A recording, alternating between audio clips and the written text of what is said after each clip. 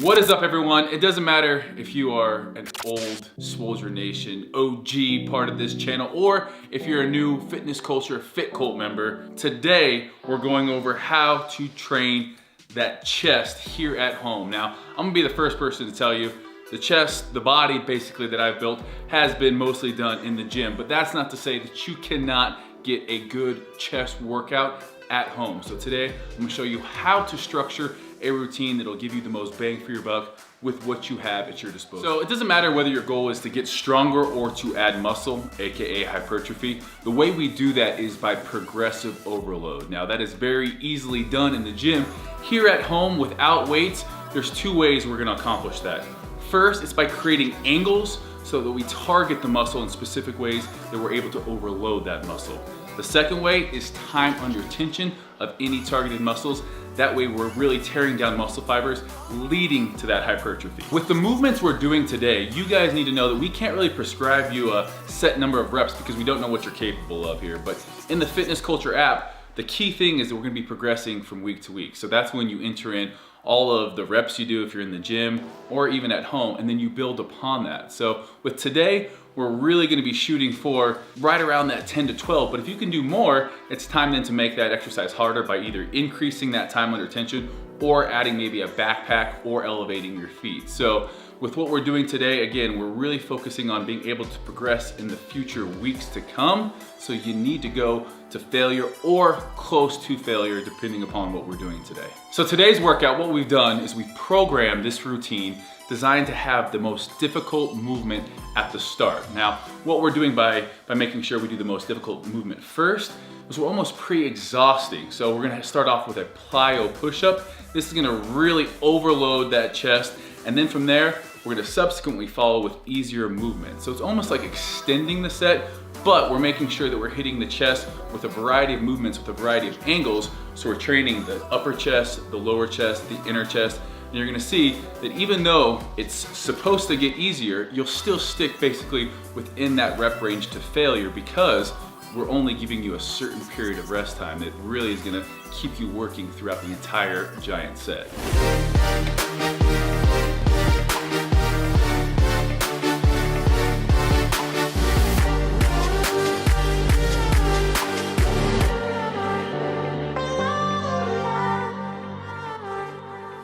So first up, we have the plyometric push-up. Now this is gonna be super demanding on our central nervous system and is exactly why it's first in this routine. So we're gonna start out on top of the chairs or plyometric boxes if you're in the gym.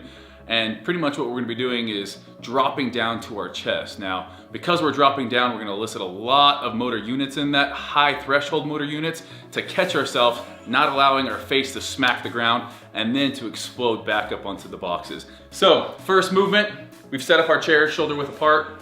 We're gonna set up, feet on the ground in a nice upright push-up position. From here, we're just gonna drop. Boom, catching ourselves and exploding back up onto the chairs.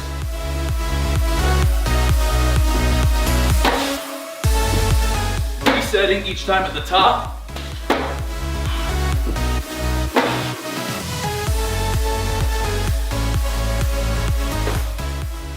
Full range of motion as well.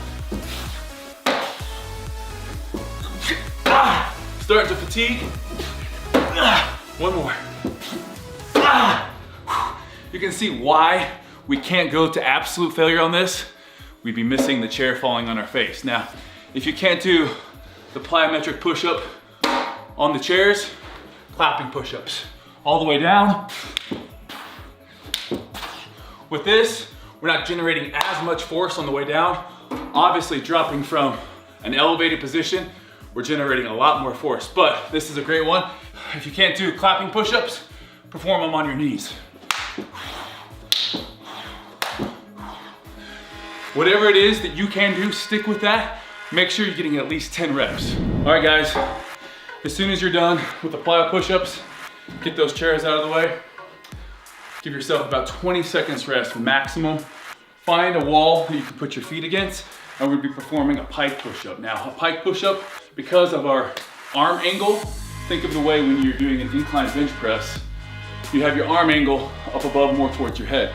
That's exactly what we're recreating by doing this pike push-up. So we're gonna be up in this pike position, booty's up in the air. This is probably one of the only times I'm gonna ever say, hey, put your booty in the air. You can also do these by putting your feet on the wall. It's getting this angle right here with our hands. From there, we're gonna press down. I actually like doing the pike variation a little bit more. You can crank out a little bit more reps. So, boom, booty's in the air, lean forward, push back. I'm not pushing up from here. You can see my head is behind my hands as I push forward. They're between my hands, my head's between my hands, and then I'm back to that starting position. This is gonna be a great developer for that upper chest. Squeeze all along. I don't want my elbows flaring out here. Going to failure here on this one. Hey.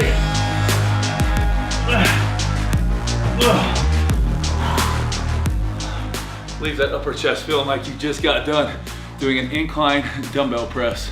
20 seconds, and we'll be jumping into our next exercise. Next up, you're gonna wanna grab either paper plates, sliders, or even paper towels. And if you have hardwood floor, the paper towels work fine. If you have carpet, something like paper plates is gonna work great. This is basically our fly type movement. So in the gym, when we're doing a chest workout, we'll hit something like a bench press, an incline dumbbell press, cable flies, or maybe a pec deck. What that's gonna do is really focus in on that outer pec when our arms are out here, and then boom. One of the essential things that our chest does, it contracts by bringing our elbow in. So you can see, bring it across our body, bring our elbow. You can bring your hand across your body, and it's a lot of anterior delt. But the minute you go from here to here, it's a lot more pec involvement. So the way we train that at home is by setting up on our knees. Now this movement is not a beginner movement. Setting up on your knees, you can either put your butt up or put your butt forward. This obviously is gonna be a lot harder, so I'll show you guys this one at the beginning. We're gonna start out here, keeping our arms almost all the way straight. We don't wanna be completely locked out, but almost all the way straight. We're gonna be bringing it to the top and squeezing. You can see the amount of chest activation that goes on by doing that. Now, if you wanna push the hips through, it's gonna make it a little bit harder. Nice and slow. Again, one of the things we talk about is time under tension. 3 seconds, followed by 3 seconds on the way back in. Squeeze here. A lot of chest activation. Outer pec right there coming in. Now we're working that inner pec.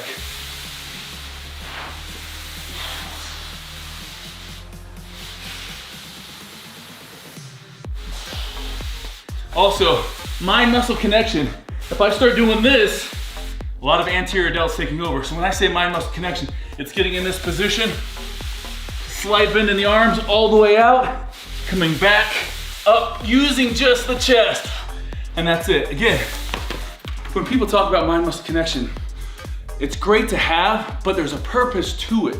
That mind muscle connection allows us to stay using that pec. We feel it all of a sudden when our triceps take over, or if our anterior delt, like in this exercise, takes over. You need to make sure you keep that posture and that squeeze. Doing that will make sure mind muscle connection, you're using your chest, and that's what we're working here. 20 seconds rest, you're back in it.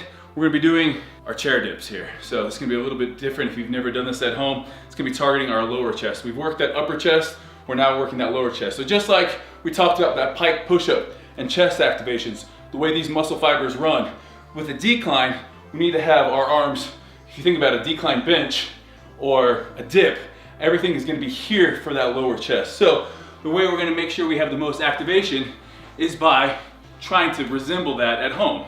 We're gonna set up on our chairs a little bit more narrow than we had them for the plyo push-ups. This is our end position. And we're gonna start off with our head between the chairs. As we push up, our feet are just dead weight.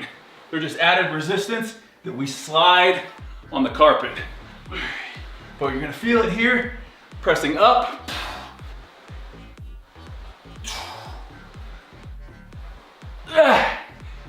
Again, keeping that mind-muscle connection. Working that lower pec, trying to take that anterior delt out of it by making sure we're in proper anatomical position. As we come up, I'm not here, keeping that chest nice and tight, scooping, squeezing, back down. Last one. Again, when I say till failure, it's failure with perfect form. Otherwise, we're gonna be using all of those triceps. We're gonna be walking out here, doing this. These types of movements, when we're really looking to target a more specific area, you gotta make sure that you're using the right angles, creating that tension, creating that angle to where we're utilizing our lower pec. This is a great chest workout. I've been in the gym doing traditional bodybuilding exercises and not had this great of a pump. All right guys, those are my 4 best chest exercises at home that you can do. Now, hopefully you guys have seen how we have put together our at-home chest workout. Really, we're not gonna necessarily do all these movements every single time we have a workout at home, depending upon what program you're in, but you can see how we come up with our training routines, really how we structure things. Now, if I'm under a time crunch, if I'm maybe doing a full body workout or in a hotel, if I wanna kind of get the best of all of these push-ups into one and just do one push-up, the one I'm gonna be doing is a Hindu push-up. Basically, we're gonna be in that pike position, coming down, working that upper pec, and then back into that dip movement, and then reversing it. So you can see this push-up right here gets both that upper pec in here to our lower pec. It's a good one for full range of motion as well, and it's gonna tire you out. That's extra credit, but what I want you guys to do is after 90 seconds of rest, after you do one of the giant sets, you're then back into it. So basically we have 4 different chest exercises. We have 3 rounds, 20 seconds in between each exercise, 90 seconds when you complete a full circuit. So this one, it's gonna get you pumped real quick, but also training to failure, we're gonna be getting more than just a nice pump out of it. We're gonna be breaking down those muscle fibers. So make sure, just like when you're training in the gym, your nutrition, even though you might be at home, training at home, your nutrition has to be on point. Because if you're not getting adequate nutrition, you're not gonna be able to grow muscle. So anytime that I'm looking to add muscle, I'm gonna be at a slight caloric surplus. Now, it's not to say that you can't add muscle and get leaner at the same time. That's in a whole nother video entirely, but it usually takes a lot more time. It's a slower process, and it all depends on someone's age, their experience levels. So we'll come into that in another video entirely, but hopefully you guys enjoyed this chest workout. I gotta get back to my next 2 rounds. Hopefully you guys have enjoyed this. Smash that like button, make sure you subscribe, and let me know what you wanna see us training next time. Thanks guys.